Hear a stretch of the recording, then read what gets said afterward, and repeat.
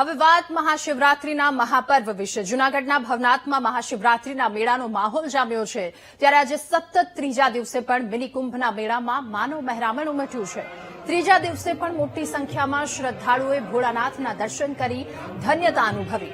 અત્યાર સુધી 3 લાખથી વધુ ભક્તો ભવનાથના દર્શન કરી ધન્ય થયા છે।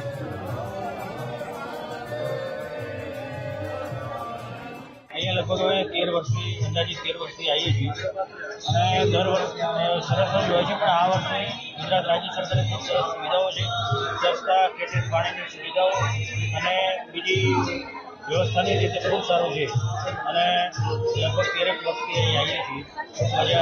ભજન અને ભોજનનો ખૂબ આનંદ છે।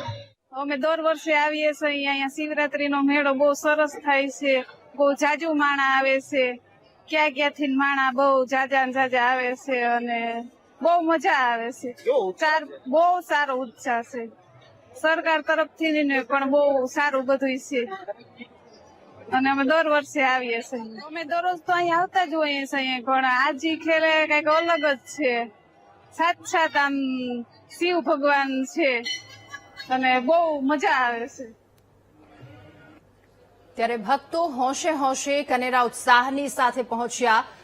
મૈથિલી ઠાકુર કે જેઓ પણ ત્યાં પહોંચ્યા છે ભવ્ય ગિરનારની ગોદમાં, અને ભાવિ ભક્તો કે જેઓ હાલ ભક્તિમય વાતાવરણમાં છે। ગિરનારની ગોદમાં બિરાજમાન ભવનાથ મહાદેવના સાનિધ્યમાં આજે મેળાના બીજા દિવસે મોટા પ્રમાણમાં શ્રદ્ધાળુઓ ઉમટ્યા છે। કલાકારો પણ ત્યાં પહોંચ્યા છે। મૈથિલી ઠાકુર કે જેમને સ્ક્રીન પર જોઈ રહ્યા છો,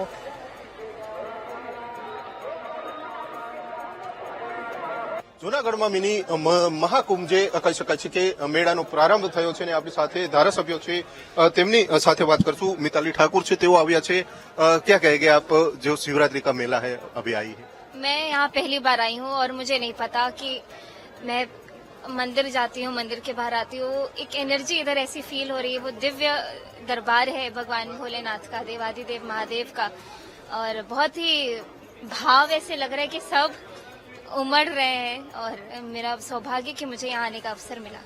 खास शिवरात्रि का महात्म्य यहाँ पे ज्यादा होता है, तो शिव जी की जो भक्ति है, सब भक्त भी आ रहे हैं। मिनी कुंभ जाहिर किया है इसमें। बिल्कुल, ये मैं अभी से पहले इधर क्यों नहीं आई वही मैं सोच रही हूँ कि मैं पहली बार आई हूँ, इससे पहले क्यों नहीं आई।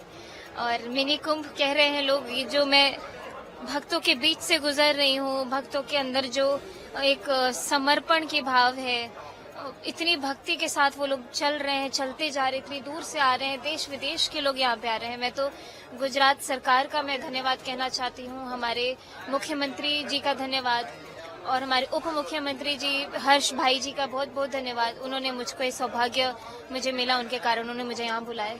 ऐसा लग रहा है क्योंकि पहली बार आई हो, दिव्य धरती माना जाता है जूनागढ़ की भूमि को। ये सनातन को मजबूत करने के लिए, युवाओं को सनातन से और ज्यादा जोड़ने के लिए ऐसे बड़े बड़े आयोजन हर जगह ऐसे ही होना चाहिए।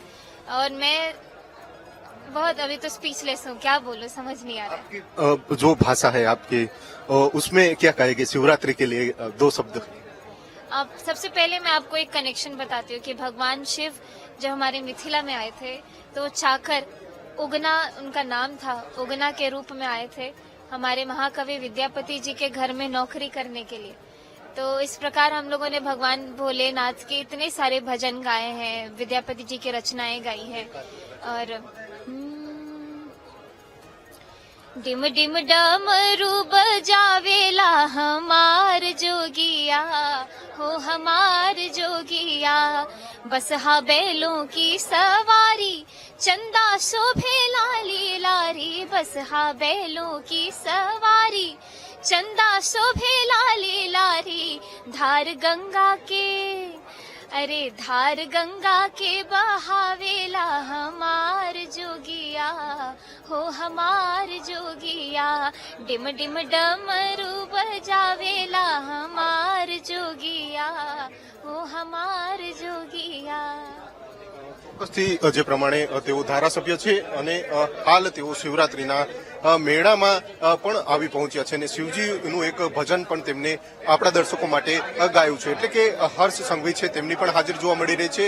મિની કુંભનો મેળો છે તે હાલ જૂનાગઢમાં યોજાઈ રહ્યો છે અને જૂનાગઢમાં જ 5 દિવસ સુધી રંગારંગ કાર્યક્રમ યોજાશે અને તેમાં અલગ અલગ દેશ વિદેશના સાધુ સંતો મહંતો આવી રહ્યા છે, સેલિબ્રિટીઓ છે, તે પણ હાલ જૂનાગઢ ખાતે જોવા મળી રહ્યા છે. કેમેરામેન જફાઈ સાથે ભાવેશ સુંદરબા, વીટીવી ન્યૂઝ, જૂનાગઢ.